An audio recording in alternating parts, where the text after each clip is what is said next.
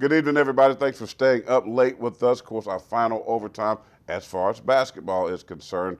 I'm Corey Miller, the pastor of Payne, alongside the captain, Kerry Rich, and special guest Mark McClam, head basketball coach over at Hammond, is joining us tonight. Of course, we've been talking about you're a week late, but that's cool. I wanted you here last week, but you made it. I know you were traveling, but again, congratulations, state championship. Now we heard Coach of the Year, players getting Players of the Year. Pretty awesome. Hey, thanks. Happy to be here with you.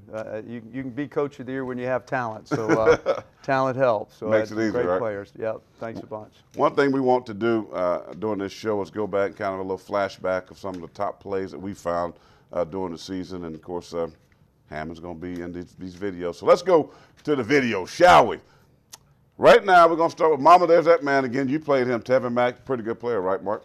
Great talent, man. Great scorer, good size. He's going to be a force at the next level. When you talk about Irmo, it was the captain's #1 team for a long time until they lost on Whipple Court to JoJo English. But when you talk about ball movement, 2 point guards here, right? Look at this, guys. Good ball movement here. Well, that's the ultimate offensive possession, Mark. When you have 5 guys touching the ball, when you're reversing the floor, you're making bodies move, that's the type of offensive possession that any coach will love to coach.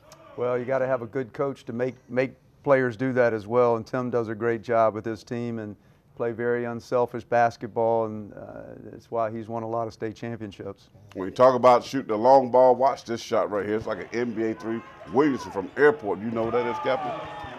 No, you don't know who it is, but he made the shot. A nice 3-pointer right there. And we didn't even talk much about Airport, and we're not going to talk much tonight, but that's a nice basketball shot right there. But let's Which go. is why I did not know. I know. I thought you sit there. No, I don't know who that is. Never heard of him. Let's go to the Dreher game winner. I think this is against AC4 right here, guys. What a big game. Guys, talk about this play right here. Tevin Mack shoots it, gets his own rebound, and then, of course, watch this pass. Yeah, well, I was actually at this game, and I think everybody in the gym knew Tevin Mack was going to take the last shot. Jeff DiBattista did a really good job of putting him in the isolation situation. But the most dangerous shot, Mark, when you're going for that last shot is always that next shot, the offensive rebound, and that's what happened. That's what caused AC4 the ball game. Yeah, my son actually goes to floor, and he was in the stands, so he came home whining about the clock on that one. It was .00 whatever when they scored, but you're right. That was an exciting game, man. I told you we'll have some Hammond highlights in this one. My man, the best player this year, I think, on Hammond's basketball team, Xavier McDaniel Jr., and he can do this, Captain. He can rise to the top. Well, we all knew he had that type of athleticism. I think what he did this year was show everybody that he was good enough to expand his game. That being, he did really good with shooting the basketball from the perimeter, stepping up, taking that 15-foot jump shot, even stretching it just a little bit, taking some threes. I think that got the attention of several college coaches, Coach. Well, he's always been a great athlete, just like Seven, but his outside game expanded. He can knock down some threes. He's got a big-time pull-up jumper with great elevation. He's a great kid and a great athlete. He's definitely going to find a home in the Division I world shortly, I hope. I like it because he plays with attitude and toughness. He does. I mean, you talking about loose balls, block shots, like this one I'm going to show you right here. I want to show you when he does it all right here, Captain. You're going to like this play. He's going to block the shot, take it down, and make the basket. Watch this right here. Block shot. He goes and hustles, gets the ball, takes it down the court. Good left-handed dribble. Watch this. Pull up and pop it, nothing but the bottom of the nets, and you want to complain about where I put him in my top 5? This is why. To me, he was an inspiration of your basketball team. Well, I never complained about where you put him at in the top 5. I think if you're putting together any top 5 and you don't include Seven Woods, I think that's going to cause for anybody to second guess and maybe have a conversation. But that particular play, I think, epitomized who he is, what he's done. And in the world of recruitment, we'll call that a two-way play. Meaning he did such a good job on the defensive end. He played, he impacted, and he was good enough to go down on the other end of the floor and make it pull-up jump shot. That's a two-way play in which we call a two-way player. Yeah, well, I'll get Mark's response after the break. We got to hit a timeout, but to me, he deserves to be on the top 5 because he did it all for Hammond. When we come back, we got more waiting for you. Stay tuned. Some exciting stuff.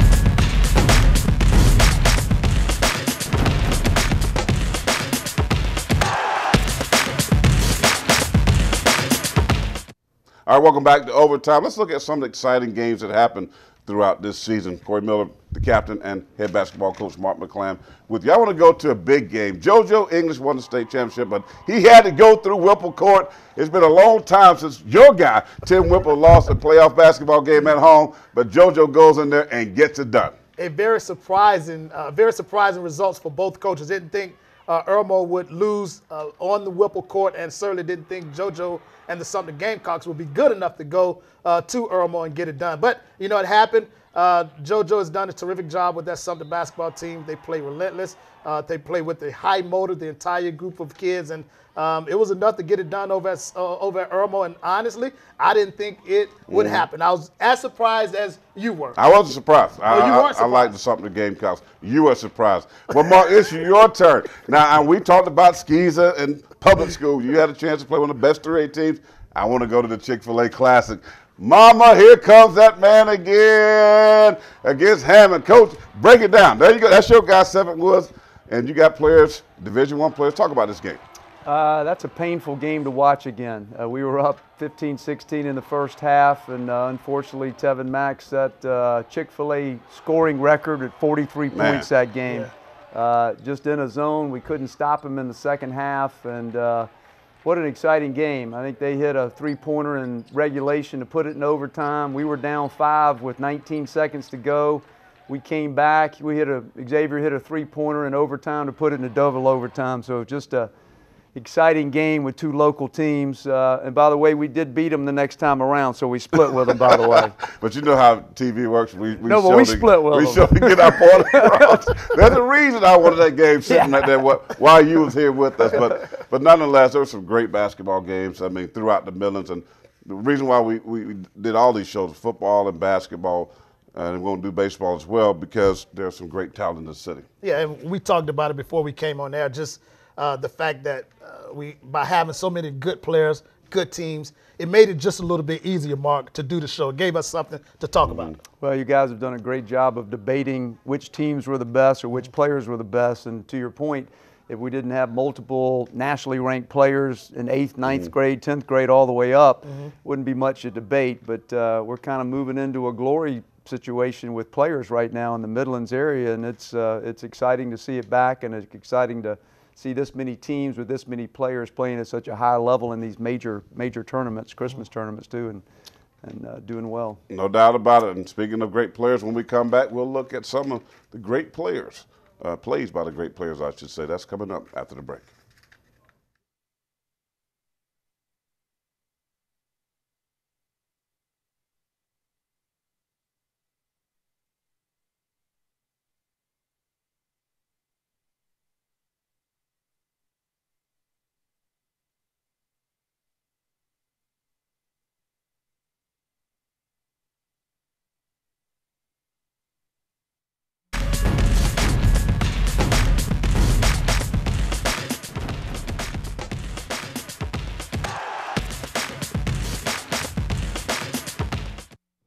Welcome back to Overtime. It's my pleasure to welcome special guest. Of course, we wanted him here last week with the other coaches, but of course he was traveling, but he's back today. Mark McClam, head basketball coach over at Hammond, and yes, the state champion Hammond School.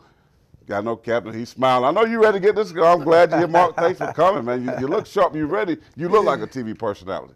Thank you, man. Happy to be here. Thanks for having me. Yeah, you look good, and man, congratulations on your championship. Of course, we kind of put the ultimatum out. I don't know if you heard. Oh, I heard you. Mark, the pressure's on you. Mark, the pressure's on you. That was 3 weeks in a row. Finally, my wife said, well, you quit watching that. Oh, it was fun. It was like, Mark, we love you, but you got to win. You got to win it this year. Oh, I heard you, boys. You got it done, and, of course, you had a great basketball team. I go back to Spring Valley game where you guys won 30-plus in that ball game, which is just crazy. Yeah. That was a big win. Yeah, well, that was pretty cool for the city, being a Columbia guy myself and a Dreer guy. The sort of the matchup of PJ and Seventh, two highly rated players, and you know, both games or schools sold out, pre-sold out the tickets, and the whole Seventh grandparents passing away that morning. The whole game was kind of surreal from start to finish, and I don't know. I believe in divine intervention in that particular night. We shot almost 75-80% from the field and 65% from threes, and you know, Coach Perry was looking over me the whole game going, what's going on? And I'm going, brother, I don't know. When you're hot, you're hot. And, that was a big moment for our program, man. I got to admit, they were either number 1 or number 2 in 4A at the moment in time. And, I think we made a statement that we could play with the big boys that night. But 7 was outstanding, 37 points. But as you saw that game, we got another pieces to the parts with other players on our team as well, so it was nice for our program. That was a big win. You're right. You guys, everything you stared at, it went through the hoop, and that was a special night. I'd love to see that rematch again. I really would. But funny you say that. We're working on that. Oh, yeah. I'm liking that right there, Captain. Yeah. Now, we do top players, and so we're kind of going to flash back during the season and show you some players that we think are very special here in the Millers. I want you to talk about them because everybody knows how I feel about these guys at the Millers, but I want to hear Mark's comments on some of these players. Let's start right now with Devontae Schuler of Irma. I know one of the captain's favorite guys. He's a sophomore, good basketball player. That point guard that you like, Captain, a great deal. A great player. Yeah, Devontae, Coach, and I don't know how many times you saw Devontae, but he's that next guy after 7 was coaches talk about his explosiveness. They talk about the level of effort that he plays with the high motor. Give us your thoughts on Devontae Schuler. I saw him play up in Greenville at a tournament before us and after us 2 days in a row. I think the kid's outstanding. I mean, he's got great size, 6'2", he's strong, he's going to grow into his body, he's only going to get bigger and more explosive. The bigs look for that high motor, that defensive motor he's got. He's got an offensive game and can handle the ball and pass. So he's a big-time player with great elevation off his jump shot as well. I'll just go ahead and say right now he's my number 1 player starting for next basketball season. Just say that. 7 was. Oh, he's coming back too? Yeah. I might have a 1A and 1B. Yeah. I'm just saying. All right, I know it's hard to believe he's still coming back. Yeah. Oh, to check his birth certificate. It pains a lot of other coaches. He's still coming back. He's a special player, no doubt about it. You mentioned the matchup, P.J. Dozier. Of course, my number 1 player in the Millers, number 1 player in the state of South Carolina, going to South Carolina. Coach, your thoughts on this young man? He's a coach's son, as you can well see. He's got an expanded game offensively, great size, great shooter, great passer. I think cerebrally he's got a tremendous understanding of the game, and he too has a high motor, and I think he can get bigger and stronger as well. But I'm excited he's going to be a Gamecock as well, and I think he's going to ignite the program next year and do great things. He's a tremendous player. Coach, one of the other kids, when you talk Columbia basketball and when you talk South Carolina basketball, these 3 kids, they've done a terrific job of putting Columbia and South Carolina back on the basketball map. P.J. Dozier, 7 Woods. The other guy's Tevin Mack. Tevin had a terrific offseason. He came into his own. He became a very relevant commodity in not only Columbia, South Carolina basketball, but across the country. Your thoughts on Tevin Mack? Well, I remember Tevin well. He set a Chick-fil-A scoring record with 43 points against us. So, yeah, I remember Tevin. Matter of fact, Tevin, if you're watching, I'm mad at you still for that game. Double overtime loss. Tevin's got potential to not only have a great college career, but potentially at the next level again. He's 6'6", 6'7", shooting guard, and can flat out score. And Tevin's got a little moxie in him too. He plays hard and he's got a little attitude, and he's going to be a big time talent, man. I think while we would have loved to have seen him be a Gamecock, I think VCU's probably a good fit for him too in their style of play. But Tevin's a great player, man. Great scorer. Well, I'm gonna be in a point guard with assists right here to you. Your guy, guy 7 Woods. I cannot believe he's still eligible. I mean, this guy been around basketball, seems like captain forever, but he's got another year. I mean, wow. Well, he's been in the spotlight, I think, since the 7th grade, right? Yeah, 7th grade, I think. And, yeah, he's unbelievable. I think he has I was sitting with an assistant coach from North Carolina at the Chick-fil-A tournament a couple of years ago, and the one thing he said, and I think it's so fitting, Coach, he said, 7th has the one thing that most high school players don't have. He offers that wow moment at any given moment of the game. Any given point of the game, he can just do something that's just out of this world, and you can't explain it. Talk about how much fun it is to coach that type of talent. You talk about a coach's dream. Give a coach a chance to coach that type of athleticism. Well, first I've got to give Corey a phone number of a neurologist to call to get your head checked if you said that 7 wasn't in your top 5 players. I don't know what you've been watching. He's second team, Mark. I got a phone number for a neurologist you can call because you need to get your head checked. hey, what do you want a kid to do? He's a point guard. We've talked about this. We're fellow point guards. We're fellow point guards. College of Charleston, Yeah. So, fellow you know, Oh, could he wow. go for 40 or 50 a night? Sure, he could. He can take over games when he wants to. But seriously, you know, we had other pieces of the par, Xavier and Chavez Goodwin and other kids that can score. So he did what we asked him to do, 7, 8 assists, 4 or 5 steals, still averaging 15, 18, 20 points a game. But I think, to your point, Kerry, what separates him is the athleticism and the explosion that he can have, getting to the rim at any moment he wants to. People forget how cerebral he is as well. I mean, he runs the offense, he runs the defenses. Quiet kid, you know, he's not one that does the beating chest or anything, dunk in your face, kind of give you a little smile and then walk back. But outside of that, very, very calm, not too high, not too low. Real quick, Mark, is that a challenge for him transitioning to the next level, quiet kid? Because one of the biggest and most important qualities or attributes of a point guard is the ability to communicate. Yeah. You got to be the loudest guy on the floor. Is that going to be a challenge in your opinion? I don't think so. I mean, you know, people talked about when he came to Hammond in the 8th grade, he was 12, 13. Would he grow into that role a little bit more because he was playing with older kids all the time? He doesn't defer to anyone else as far as his game, but he's a lot more vocal on the court than you think. He talks a lot more to the other players about what to do and what not to do. He's never going to be the kid that beats his chest and does all that, but cerebrally he directs traffic, he gets kids in the right spots, and defensively, you know, a lot of the college coaches who come to me just said he just creates havoc. I mean, you know, he's getting 5, 6 steals a game and taking charges, and he does all the dirty work that sometimes superstars don't want to do, diving for loose balls, taking charges. So when, you know, your teammates see you do that as the guy, then he makes your job easy. Yeah. He sets the stage for that, which is nice. He's a great basketball player, but when I talk about second team, it's not based on upside. I'm gonna talk more about that because I'm gonna ask Mark. I can't wait. When it comes to Skeezer, when it comes to private school versus public school, does Hammond get in your top 5? We'll talk about that after the break.